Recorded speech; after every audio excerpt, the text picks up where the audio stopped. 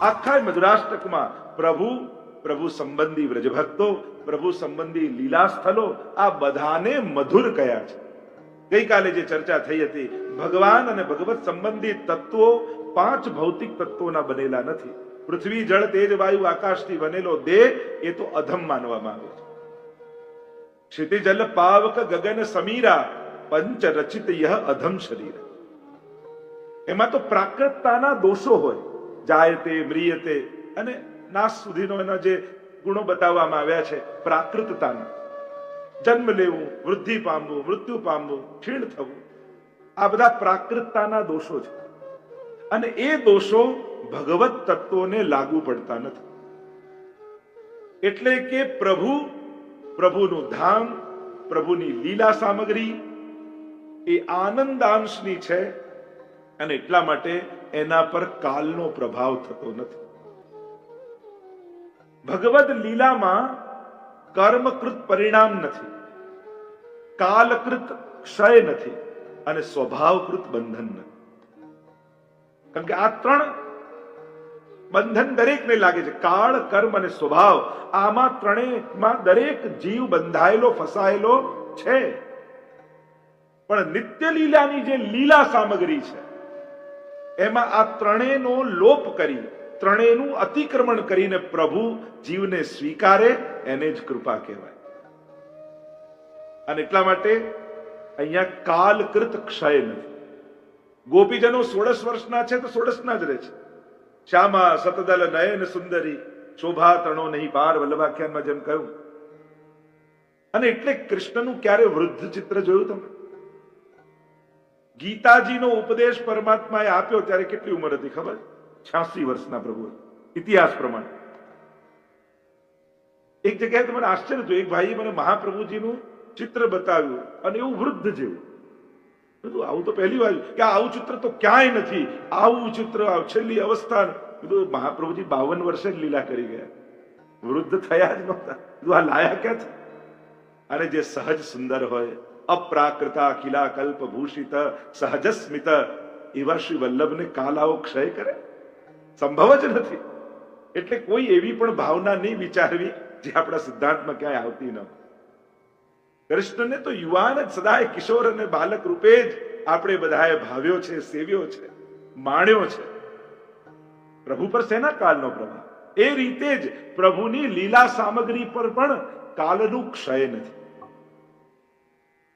કાલ એને વૃદ્ધ કરતો નથી, કાલ એને નાશ કરતો નથી. બાકી બધી પંચ ભૌતિક જેટલી તત્વો છે એ બધા જ કાલ પ્રમાણે ક્ષય. પણ જ્યારે આધિદૈવિક જગત જે છે, આધિદૈવિક સૃષ્ટિની વાત, ભૌતિકતામાં તો બધું પરિવર્તનશીલ છે જ. જે જન્મ્યું છે એનું મૃત્યુ નિશ્ચિત જ છે. પણ આપણે ત્યાં શું કહીએ? આસુર વ્યામો લીલા કરી, એમ કહીએ છીએ. મૃત્યુ નથી, કારણ કે જેનું પ્રાગટ્ય છે એનું મૃત્યુ નથી. જન્મ હોય તો મૃત્યુ થાય, પ્રાગટ્ય હોય એ તો આસુર વ્યામો લીલા જ કરે. આસુરી જીવોને મોહ પમાડે એવી લીલા દૈવી જીવો માટે તો એ સત્ય સનાતન શાશ્વત છે. એની શાશ્વતતાને લેશ માત્ર પણ એમાં ક્ષીણતા આવતી નથી. એટલા માટે જન્મ હોય ત્યારે મહાપુરુષોનું પ્રાગટ્ય આપણે કહી ગયા છે, પ્રાગટ્ય દિવસ છે.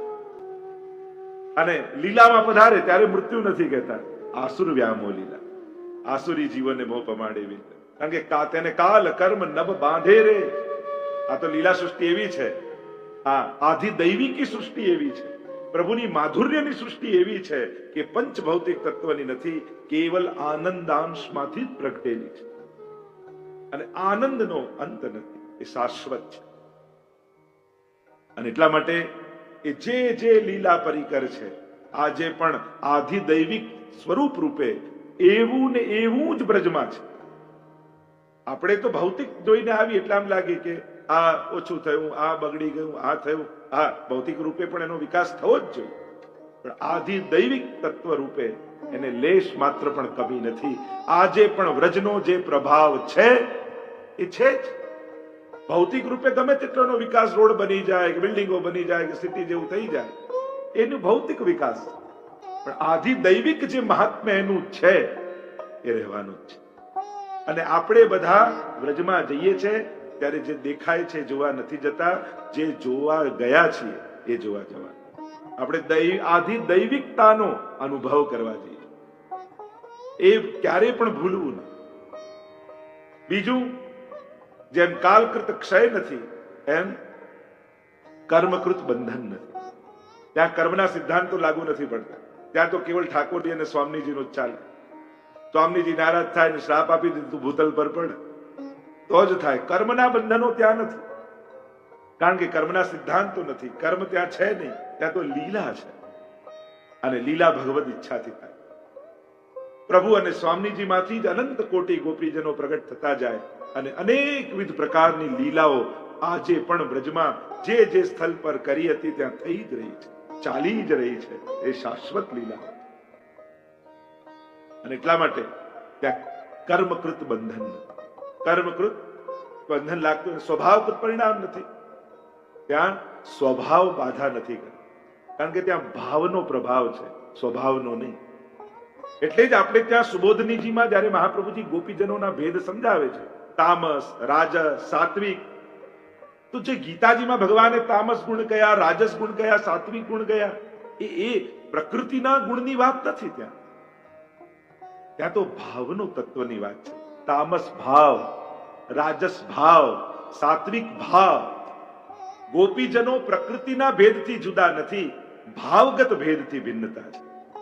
જુદો જુદો ભાવ છે. એટલે ચતુર્વિશ્ચ એમાં આપણે બોલીએ છીએ કે 4 અધ્યાય તામસ પ્રકરણ, રાજસ પ્રકરણ, સાત્વિક પ્રકરણ, નિર્ગુણ પ્રકરણ, એવા જુદા જુદા પ્રકરણ ભેદ છે. પણ જે ગીતામાં બતાવેલા જીવની પ્રકૃતિના જે ગુણો છે એવા આ ગુણો નથી, આ ભાવના ભેદ છે. કારણ કે લીલામાં તો ભાવની સૃષ્ટિ છે. ત્યાં ક્યાં જન્મ મરણ કર્મ પ્રમાણે થાય છે. ત્યાં તો કેવળ ઠાકોરજી અને સ્વામીજીની ઈચ્છા પ્રમાણે જ ગોપીજનોનું પ્રાગટ્ય થાય છે, લીલા સૃષ્ટિનું પ્રાગટ્ય થાય છે. આપણે ત્યાં તો દરેકના પ્રાગટ્યની વાર્તા વર્ગ સંહિતામાં વાંચો. ગિરિરાજજી ની ઈચ્છા જયારે સ્વામીજીએ અભિવ્યક્ત કરી કે પ્રભુ એવું કોઈ સ્થાન બનાવો, સુંદર પર્વત હોય, કંદરાઓ હોય, ઝરણાઓ વહેતા હોય, અને એ સમયે ઠાકોરજીના હૃદયમાંથી તેજ પુંજ નીકળ્યું, 100 યોજન ગયું. ઠાકોરજી હાથ રાખ્યો અને શતશૃંગ નામે ગિરિરાજજીનું ગોલોકધામમાં પ્રાગટ્ય થયું. કેવલ ભગવદ ઈચ્છાથી આ બધા પ્રાગટ્ય છે, પ્રભુના સ્વરૂપમાંથી છે. કારણ કે ત્યાં કોઈ 5 તત્વ લઈને પ્રભુ સર્જન કરતા નથી. ત્યાં તો કેવલ પોતાના આનંદ અને પોતાના મનોરથ દ્વારા આ સૃષ્ટિનું સર્જન થાય. અને એટલા માટે આ વિવેક લીલામાં, માધુર્યની લીલામાં સમજવું જોઈએ ત્યાંની અલૌકિકતા. સખ્યમ મધુરમની જે ચર્ચા કરી રહ્યા હતા, પ્રભુ અનેક પોતાના સખાઓને પોતાના માધુર્યનો અનુભવ કરાવે. પહેલા સખાઓ છે ગોપ બાલકો, જે 4 સખ્યની વાત કરી હતી. બીજા છે ઉદ્ધવજી, એમને પણ ગોપીજનો પાસે મોકલી અને માધુર્યનો અનુભવ કરાવ્યો. ત્રીજા છે હસ્તિનાપુરમાં અર્જુન, મહાભારતના યુદ્ધમાં સતત ઠાકોરજી એમની રક્ષા કરી. અને ચોથા છે સુદામા, કે જેમણે દ્વારિકા લીલામાં પ્રભુએ જેમના પર કૃપા. પણ વિશેષ રૂપે આ બધા જ સખ્યમાં વિશેષ સખ્યતા માધુર્ય રૂપે પ્રગટ થઈ હોય તે વ્રજ બાલકો છે, વ્રજ લીલા છે. અને એ જ સખાઓને યાદ કરી સ્વયં મહાપ્રભુજીએ અષ્ટ સખાની અષ્ટછાપ જે ગુસાઈજી કૃપા કરી છાપ બનાવ્યા, અને અષ્ટ સખાઓ ફરી ભૂતલ પર આવ્યા. અને એટલા માટે આ સખાઓની મધુરતાનો વિશેષ અનુભવ છે. કારણ એ સમયે ગોપીજનોએ ગીત ગાયા. તમે દસમસ્કંદની કથા જુઓ, વેણુ ગીત, યુગલ ગીત, ભ્રમર ગીત બધા ગોપીજનોએ ગાયા છે, સખાઓએ નથી ગાયા. એટલે સારસ્વત કલ્પમાં ભગવદ રસનો અનુભવ તો કરી શક્યા, પણ એને ગાઈ ન શક્યા. અને જે અનુભવ ગોપીજનોને થયો એ અનુભવ એ પ્રકારનો સખાઓને ન થઈ શક્યો. ન અનુભવ ન થઈ શક્યો, ન અભિવ્યક્તિ થઈ શકી. ક્યાંક અનુભવ થયો તો અભિવ્યક્ત ન કરી શક્યા, કારણ કે ગોપીજનો ગાવાના હતા. જ્યારે સખાઓ એ સમયે ન ગાઈ શક્યા તો અબ જો ભઈ સો કબહુ ન ભઈ. અને કલયુગમાં એ જ સ્વામિનીજી વલ્લભ રૂપે પધાર્યા ત્યારે આ સખાઓને ગાવાનો અવસર મળ્યો. અને શ્રીનાથજીની સન્મુખ એ સઘળી લીલાઓ અમારા અષ્ટ સખાઓએ એ સમયે ગાન કરી. અને એટલા માટે એ કેમ કરી શક્યા? કારણ કે સારસ્વત કલ્પમાં પ્રભુએ 9 રસોનો અનુભવ એમને કરાવેલો. સુબોધનીજીમાં તો મહાપ્રભુ સમજાવે છે કે જ્યારે પ્રભુ ગૌચારણ કરવા પધારે છે જેમ રાસલીલામાં ગોપીજનોને નવરસનો અનુભવ છે, એમ જ ગૌચારણ લીલામાં આ સર્વ સખાઓને નવરસનો અનુભવ છે. અને એટલા માટે તો સખ્યમ મધુરમ કહ્યું. નહીં તો સાખ્યમાં સૌહાર્દતા હોય, મિત્રતા હોય, માધુર્ય ન હોય. પણ આ સખાઓને મધુરતાનો અનુભવ કઈ રીતે થયો? તો કે ગૌચારણ લીલા. ઠાકોરજી જ્યારે ગાયો ગોપોને લઈ અને વૃંદાવનમાં પ્રવેશ કરે છે અને આખી વૃંદાવનની શોભા આભા ખીલી જાય, વૃક્ષ ઉપર પુષ્પો ખીલી ખીલીને પડવા લાગે છે, માનો આખું વૃંદાવન પ્રભુનું સ્વાગત કરતું. ચકોર ક્રૌંચ ચક્રવાહ ભારપાદાંશ વરિણઃ. ભાગવતજીમાં શ્લોક આવે છે, પ્રભુ અનેક પક્ષીઓનો અવાજ કરે છે. એ સમય ખેલ કરતા કરતા ક્યારેક ડાળી પરથી આંબાની મોહર તોડી લે, પોતાના પાગમાં ખોસી લે, ક્યારેક છડી વેત્રને ગોલ ગોલ ઘુમાવતા પ્રભુ, ક્યારેક સખાઓના કંધા પર હાથ રાખીને, ક્યારેક ગાયોને ચરાવતા ચરાવતા અનેક પ્રકારના ખેલ કરતા કરતા આનંદમાં આવેલા પ્રભુ અનેક પ્રકારના અવાજ કરે પક્ષીઓ. ચકોર ક્રૌંચ ચક્રવાહ ભારદ્વાજાંશ વરિણઃ અનુરૌતિ સ્વ સત્વાનામ ભીતવદ વ્યાઘ્ર સિંહો. આવા અવાજ કર્યા ઠાકોર અને નવ રસોના દાન સખાઓને કર્યા. સૌથી પહેલા ચકોર પક્ષીનો અવાજ કર્યો. ચકોર પક્ષી ચંદ્રમાને જોઈ પ્રલાપ કરતો હતો. એટલો બધો પ્રેમ કરે ચકોર પક્ષી ચંદ્રમાને, એ એના વગર જીવી ન શકે. કહ્યું આ ચકોર પક્ષી એ શૃંગાર રસનું પ્રતીક છે. અને ચકોર પક્ષીનો અવાજ કરી ઠાકોરજીએ શૃંગાર રસનું દાન કર્યું. ચકોર ક્રૌંચ, ક્રૌંચ પક્ષીનો અવાજ બહુ તીણો હોય, એવો તીખો અવાજ હોય. ઠાકોરજી એવો અવાજ કરે અને વીર રસનું દાન સખાઓને કરે. પ્રભુ પધાર રહે हैं, સુંદર સ્વર ભરતે हुए. ચક્રવા પક્ષીનો અવાજ કર્યો. આ ચક્રવા પક્ષી એવા હોય કે નર અને માદા જુદા જુદા રહે અને એકબીજાના વિરહમાં રડ્યા કરે. અને ચક્રવા પક્ષીનો અવાજ કરી કરુણ રસનું દાન કર્યું. પછી પ્રભુએ ભારદ્વાજ પક્ષીનો અવાજ કર્યો. ભારદ્વાજ એટલે દ્રોણ. દ્રોણાચાર્યને જન્મની કથા બહુ વિચિત્ર છે, અદ્ભુત છે. અને ભારદ્વાજ પક્ષીનો અવાજ કરી અદ્ભુત રસનું દાન ઠાકોરજી કર્યું. વૃંદાવન સ્વાગત કરી રહ્યું છે પ્રભુનું. લતા પતા પોતાની અંદર વૃક્ષો, વૃક્ષો પોતાની અંદર ફૂલોને પ્રગટાવી પ્રગટાવી પ્રભુ જ્યાં જ્યાંથી પધારે ત્યાં ફૂલોનો રસ્તો બિછાવી અને અનેક પ્રકારના અવાજ કરતા પ્રભુ નવે નવ રસોના દાન સખાઓને કરે છે. એમ સુબોધનીમાં મહાપ્રભુજી સમજાવે.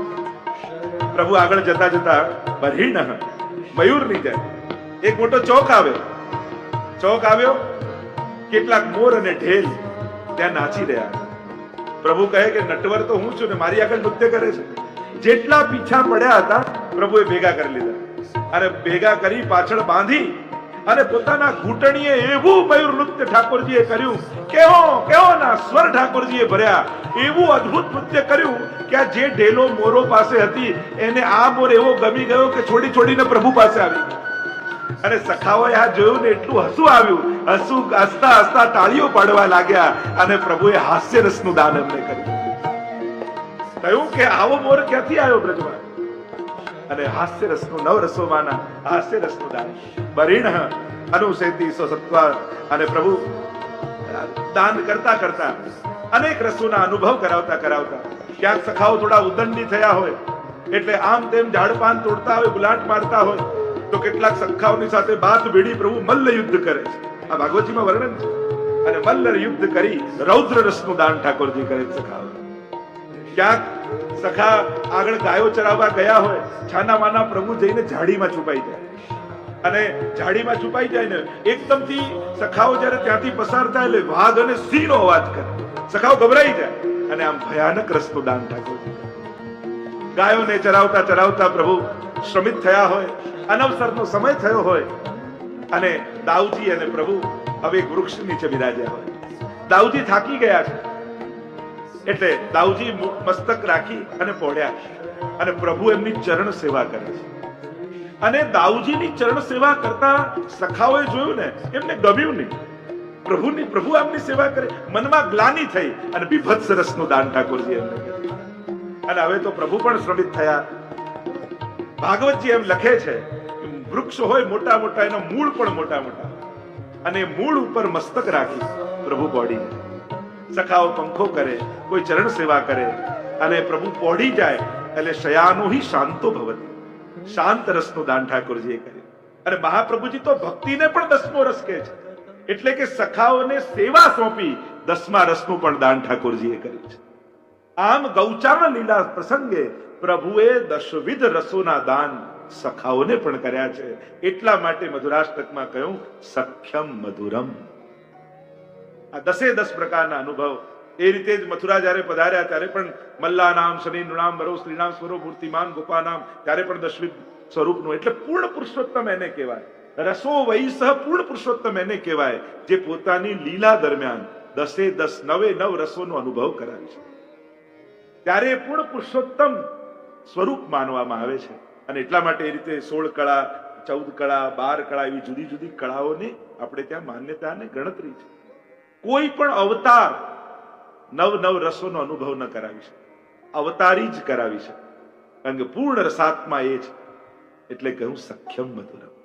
અને એ માધુર્ય સખાઓએ જે ચાખ્યો હતો એ મહાપ્રભુજીની કૃપાથી આ કલયુગમાં શ્રી મહાપ્રભુજી અને ગુસાઈજીના સેવક બનીને આવે. કારણ જ્યાં સુધી શ્રી વલ્લભના સ્વામીની કૃપા ન કરે ત્યાં સુધી આ ભગવદ લીલાને ગાઈ ન શકાય. અને એટલા માટે જ વાર્તા સાહિત્યમાં તમે જુઓ ભગવદી વૈષ્ણવ એ જ છે, પણ જ્યાં સુધી મહાપ્રભુજીના સેવક ન થયા ત્યાં સુધી લીલાનું ગાન નથી કરી શકાય. મહાત્માનું ગાન કર્યું, દીનતાનું ગાન કર્યું, પણ લીલાનું ગાન તે મહાપ્રભુજીના શરણે આયા પછી થયું છે. કારણ કે લીલા અમૃત રસાદ્રાદ્રી, એ તો લીલાના રસમાં ભીજેલા જે હોય એ જ અનુભવી શકે. અને એટલા માટે મહાપ્રભુજીના સેવકો 4, ગુસાઈજીના સેવકો 4, એ જ સખાઓ મહાપ્રભુજીના સેવક બનીને ફરી પધાર્યા. અષ્ટ સખાની રચના થઈ છે અને મંગળાથી શયન સુધી એક સખાને કીર્તન ગાનની સેવા મળી.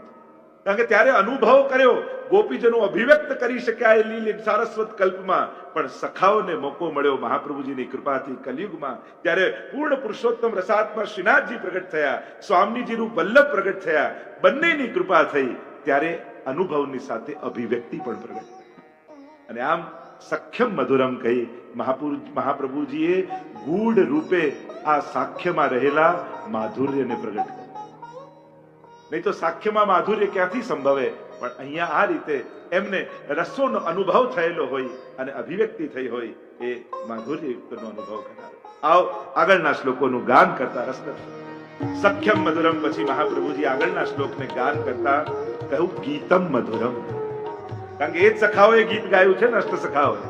અને એટલા માટે મહાપ્રભુજી તો ભૂતલ પર પધાર્યા છે અને બ્રહ્મ સંબંધ જીવને આપવાની આજ્ઞા થઈ છે. એટલે મહાપ્રભુજી સખાઓને યાદ કરતા કહે કે હવે એ સમયે વ્યાસજી કે સુખદેવજી જે લીલાઓને ગાઈ નહોતા શક્યા એ લીલાઓ, કારણ કે રાસલીલાનું વર્ણન આવતા જ સુખદેવજીની આગળ પરીક્ષિત મહારાજને શંકા થઈ ગઈ, સંશય થઈ ગયો કે આવું કેમ પરમાત્માએ કર્યું. એટલે સુખદેવજી આગળ કથા સંભળાવવાનું આગળની કથા કહી દીધી અને વિસ્તાર ન કર્યો. એટલે જ વલ્લભાખ્યાનમાં પણ 7મા આખ્યાનમાં ગોપાલદાસજી કહે છે તો દિવસ એકાર્ધની ઉત્તરા કુંવર પ્રતિ વ્યાસ નંદન વિશે વાત. એકાદ દિવસની લીલાનું વર્ણન સુખદેવજી કરી શક્યા. અને એમાં પણ જો ગોપાલદાસની ચતુરાઈ જુઓ, બંનેને પોતાના માતા પિતાના નામથી ઓળખ્યા. ઉત્તરા કુંવર પ્રતિ, પરીક્ષિત ન કહ્યું આ તો ઉત્તરાનો પુત્ર છે એટલે પ્રભુની કૃપા. પરીક્ષિતનું કયું પુણ્ય હતું? ભાગવતજીમાં તમે જોવા જાઓ તો પરીક્ષિત મહારાજને એવું કયું સત્કર્મ હતું કે એમને ભાગવત કથા મળે? મોટા મોટા મુનિ ઋષિ કોઈને ન મળી અને એમણે તો પાપ જ કર્યું હતું ને. ઋષિના ગળામાં સર્પ નાખ્યો કે એવું કયું સત્કર્મ કરીને આવેલા કે એમને આવી ભાગવત જેવી દિવ્ય ગાથા મળે? પ્રશ્ન. ભગવદીયનો પુત્ર હતો, ભક્તોનો પુત્ર હતો. આપણે ત્યાં ભાગવતજીમાં આ 4 ગીતો વિશેષ રૂપે પ્રસિદ્ધ છે. પંચાધ્યાયી છે પણ ગીતો એમ દશમસ્કંદમાં 4 છે. પછી પ્રણય ગીત ને તો ભાવ કરી છે. ભાગવતજીમાં પ્રણય ગીત નામનું કોઈ શીર્ષક નથી, પણ વેણુ ગીત, ગોપી ગીત, યુગલ ગીત ને ભ્રમર ગીત, અને પછી આપણે કહીએ તો 5મું મહિષી ગીત. પણ એ મહિષી ગીત એ અષ્ટપટરાણીઓએ ગાયું છે અને આ 4 ગીત ગોપીજનોએ ગાયા છે. એ રીતે આપણે 5 કરી છે. પણ વિદ્વાનો જયારે ઠાકોરજીએ વેણુનાદ કરીને ગોપીજનો આવ્યા ને જે સંવાદ થયો એને પ્રણય ગીત નામથી કહેતા હોય છે. ભાગવતજીમાં એનો શીર્ષક નથી. તો આ 4 ગીત, વેણુ ગીત, ગોપી ગીત, યુગલ ગીત અને ભ્રમર ગીત. આ ગીતો એ કોઈ સાધારણ ગીત નથી, આ તો રસનું વૃક્ષ છે. જે રસમય બીજ પરમાત્મા છે, રસો વૈસહ રૂપી બીજ, અને એનું જ્યારે વિરાટ રૂપ લીધું, એ બીજ જ્યારે અંકુરિત થયું તો રસ બીજમ વેણુ ગીતમ. 10મા સ્કંદમાં રસમય લીલાઓ છે, તો એનું બીજ એ વેણુ ગીત છે. કે જ્યારે ઠાકોરજી વેણુનાદ કરી સર્વને સુધાનો સંબંધ કરાવ્યો, ત્યારે દરેકની અંદર રસ બીજનું સ્થાપન થયું. રસ બીજનું સ્થાપન થયું. ગોપિકા ગીત વૃક્ષકમ, અને પછી એમાંથી ગોપી ગીત રૂપી વૃક્ષ પ્રગટ થયું. કારણ કે જયારે તાપ પડે ને ત્યારે અંકુરિત થાય બીજ. પ્રભુ તો યુગલ દ્વિદલાત્મક છે ને, સંયોગાત્મક અને વિપ્રયોગાત્મક. તો સંયોગ રૂપ અને વિપ્રયોગ બંને રૂપે પછી અંકુરિત થયું. એટલે ગોપી ગીત એ વિરહની ગાથા છે. ગોપીજનો વિરહમાંથી પસાર થયા, સંયોગ અને વિપ્રયોગ આ બંને દલ ભેગા થયા. હવે ફલ થશે. સુફલમ યુગ્મ ગીતમ, અને વૃક્ષ પર લાગેલું ફલ એ યુગલ ગીત છે, પુષ્પ એ યુગલ ગીત છે. કારણ વેણુ ગીત સમયે ગોપીજનોને રાસનો અનુભવ નહોતો, અને યુગલ ગીત પહેલા રાસલીલા થઈ ચૂકી છે. પ્રભુએ સ્વસ્વરૂપનું સ્થાપન કરી ચૂક્યા છે. એટલે સાધિકાનું ગીત એ વેણુ ગીત અને સિદ્ધાનું ગીત એ યુગલ ગીત. અને એટલા માટે કહ્યું સુફલમ યુગ્મ ગીતમ હિ ભ્રમરમ ભ્રમરમ. અને ભ્રમર ગીત એ ફૂલ ઉપર બેસેલો ભ્રમર છે, જે રસપાન કરી રહ્યો છે.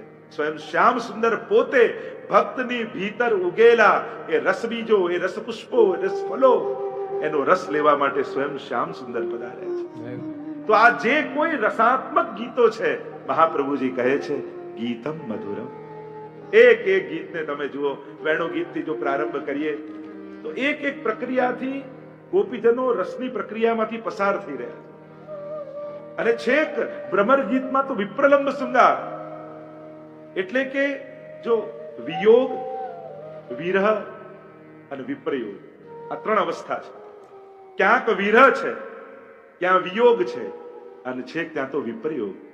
આંતર રમણ હોય અને બાહ્ય અંતર હોય, એ વિપ્રલંબ શૃંગાર. એમ ભગવાન મથુરા પધારી ગયા છે, ગોપીજનો બ્રજમાં છે. જોવા જાઓ તો એમ અંતર છે, પણ અંતઃકરણમાં તો મેળાપ છે, સંયોગ છે. અને એટલે જ ક્યારેક રડે છે અને ક્યારેક હસે છે. ઉદ્ધવજી કહે છે કે તમારા કૃષ્ણની હું સંદેશ લઈને આવ્યો, ચિઠ્ઠી લઈને આવ્યો. હસવા લાગે ગોપીઓ. જે ક્યાંક બહારગામ ગયા હોય ને એની ચિઠ્ઠીઓ આવે. જે રોમ રોમમાં વ્યાપેલા હોય એ પત્ર ન લખતા હોય, એ તો મહેસૂસ થતા હોય. मैं कोई शोर नहीं जो मुझे सुना जाए, मैं तो खुशबू हूं, मुझे महसूस किया जाए. હું કોઈ અવાજ નથી કે મને સાંભળવો, જોવો, આ કરવું, મને તો મહેસૂસ કરો. પ્રભુની રસાત્મકતા, પ્રભુની ભાવાત્મકતા, પ્રભુનું અસ્તિત્વનો મહેસૂસ કરાય. જોવાની શરત તો બાળકો કરે. આ હોય તો જ માનું, આ જોવું તો જ માનું. તમે જાપાન નથી ગયા તો જાપાન નથી, તમે જુઓ તો જ માનો એવું હોય ના. જેણે નકશો દોર્યો હોય એનું માનીને તમે સ્વીકારી લો છો. એમ આપણા અષ્ટ સખા, આપણા મહાપ્રભુજી ગુસાઈજી નકશો આપી ગયા, સ્વરૂપ આપી. આ કૃષ્ણ કેવો છે આપણી તો કલ્પનાની બહાર છે, પણ મહાપ્રભુજીએ મધુરાષ્ટક આપી અને આપણને એક અંદેશો આપી દીધો કે આપણે એ મહાપ્રભુજીએ જે મધુરતા અનુભવી એ તો કદાચ ન કરી શકીએ, પણ એક કલ્પના, એક ભાવના, એક અનુમાન તો કરી શકીએ ને કે કૃષ્ણ કેવો મધુર હશે, એનું માધુર્યનો આનંદ કેવો હશે. એ મહાપ્રભુજીના હૃદયમાં પ્રગટેલા આનંદથી માણી શકાય, અનુભવી શકાય. સાહિત્ય શાસ્ત્રમાં 4 પ્રકાર કયા છે કોઈ વસ્તુના નિર્દેશ: ઉપમા, અનુમાન, શબ્દ અને ક્રિયા. આનાથી કોઈનું અનુભવ કરી શકાય. ઘણીવાર ઉપમા આપણે કહીએ ને, આને પોપટ જેવી, ચાંદ જેવી નાસિકા છે, કમળની પાંખડીઓ જેવા નેત્રો છે, એટલે ઉપમા આપીને સમજાવવું. ઘણીવાર અનુમાન કે આપણે ધારણા કરી કે આવું હશે, આવું હશે. ઘણીવાર શબ્દ કે એનું વર્ણન કરવામાં આવે કે આવા લાગે છે, આવા લાગે છે, આવા લાગે છે. અને ક્રિયા એક સાક્ષાત અનુભવથી તમે એને અનુભવ. 4 પ્રકાર કયા છે સાહિત્ય શાસ્ત્ર. તો કૃષ્ણ રસ, કૃષ્ણ તત્વ, તો આ વેણુ ગીત અને એમાં છેલ્લે ભ્રમર ગીત. ઉદ્ધવજી આવ્યા છે, ગોપીજનો કહે છે અમારા રોમ રોમમાં એ વ્યાપેલો છે, ક્યાંય ગયો નથી. અને જ્યાં શોધતા શોધતા નંદાલયમાં આવ્યા ઉદ્ધવજી, અને તુરંત કહ્યું કે હું પ્રભુએ મને મોકલ્યો છે. અરે પ્રભુ તો હમણાં તોડીને ગયા છે, બહાર ખેલવા માટે ગયા છે બાળકોની સાથે. ઉદ્ધવજી કે ક્યાંથી સંભવે? જુઓ તમે સૈયા મંદિરમાં જુઓ, અને જઈને જુએ તો એવી જ કરચોલીઓ પડી છે જાણે હમણાં જ કોઈ જાગીને અહીંયાથી ગયું. પાછા થોડી વારમાં આવ્યા, કહ્યું કે પ્રભુએ મને મોકલ્યો છે. અરે હમણાં તો રાજભોગ આરોગતા હતા, હમણાં જ ક્યાં જો આ પટ્ટા પર પાતલ પડી છે, અને જુએ તો પ્રભુની તૈયારી થઈ ગઈ. ઉદ્ધવજીને આશ્ચર્ય થાય. અરે લાગે છે તો એવું જ કે હમણાં જ કોઈ ભોજન કરીને ગયું હોય. બપોરે ફરતા ફરતા કે કોને સમજાવું કોને સમજાવું. જ્ઞાનીઓ કોઈને ને કોઈને ગોતતા હોય કે કોઈ મળે તો સમજાવું, કારણ કે આ બધું અંદર ભર્યું છે, કાઢવું ક્યાં? સંધ્યાકાલનો સમય થવા આવ્યો. ગોપીજનો ટોળે વળીને ઉભા હતા. સર્વે મિલિત્વા સમવાપ્ય યોગમ પુણ્યાની નામાની પઠંતિ નિત્યમ ગોવિંદ દામોદર માધવેતિ. કહ્યું કે સારું થયું ગોપીજનો, તમે મને મળી ગયા. પ્રભુએ મને મથુરાથી મોકલ્યો છે અને તમારા માટે સંદેશો મોકલાવ્યો છે. અરે શું વાત કરો છો? મથુરા ક્યારે ગયા પ્રભુ? એ તો હમણાં ગૌચારણ કરવા ગયા અને સંધ્યાકાલનો સમય થયો. જો ઉદ્ધવ સૂર્યાસ્ત થવા આવ્યો, પ્રભુ તો હમણાં પધારતા. પ્રભુની સાથે એમની મોટી મોટી ગાયો, એમના ગળામાં બાંધેલી ઘંટડીઓ, પ્રભુના ભરેલા સ્વર. હમણાં ઉદ્ધવ જો થોડી વાર ઉભો રહે, તું પાદરની તરફ દ્રષ્ટિ રાખ, હમણાં વનમાંથી ગાયોને લઈને ઠાકોરજી પધારતા. ઉદ્ધવજીને થયું કે આ તો પાગલ થઈ ગઈ છે. હમણાં મથુરાથી હું આવ્યો ને અહીંયા ક્યાંથી આવશે? અને એટલામાં તો વેણુનો સ્વર સંભળાયો. ઉદ્ધવના કાન ઉભા થઈ ગયા. ધૂળની ડમરીઓ ઉડતી દેખાઈ. એકી ટસે ઉદ્ધવજી તરફ જોવા લાગ્યા. સોનાની ઘંટડીઓ ગળામાં બાંધેલી છે, ગાયની ટન ટન ટન ટન શોર સંભળાવા લાગ્યો. મોટી મોટી ધોળી ધોળી ગાયો, સોનાના શિંગડા, સોનાની ઘંટડી બાંધી છે, લાલ વસ્ત્ર ઉપર બિછાવેલું છે, થાપાઓ લગાવેલા છે. એવી મોટી મોટી નંદ બાબાની ગૌશાળાની ગાયો, અને રણકાર કરતી કરતી કરતી ઝુંડના ઝુંડ ગાયના. જો ઉદ્ધવ હમણાં પ્રભુ પધારશે. અને જ્યાં ગાયો હટી, મધ્યમાં વેણુ વગાડતા પ્રભુ, વેણુના સ્વર ભરતા ઠાકોરજી ત્યાંથી પધારી રહ્યા છે. અને ઉદ્ધવજી તો અવાક બનીને જુએ છે. અરે હું મથુરાથી આવ્યો, પ્રભુ તો અહીંયા છે. હું તો વાતો કરું છું કે બધે બ્રહ્મ છે, બધે બ્રહ્મનો અનુભવ તો ગોપીઓ કરે છે. એમનાથી પ્રભુ ક્ષણવાર દૂર થતા નથી. એ જ્યાં દ્રષ્ટિ કરે ત્યાં પ્રભુને પ્રગટ થવું પડે. એવું સામર્થ્ય ગોપીઓનું છે, એમને છોડીને જઈ ન શકે. આવી ફલાત્મક અવસ્થામાં ભ્રમર ગીતમાં ગોપીજનો છે, જે રસની ફલાત્મક અવસ્થા છે.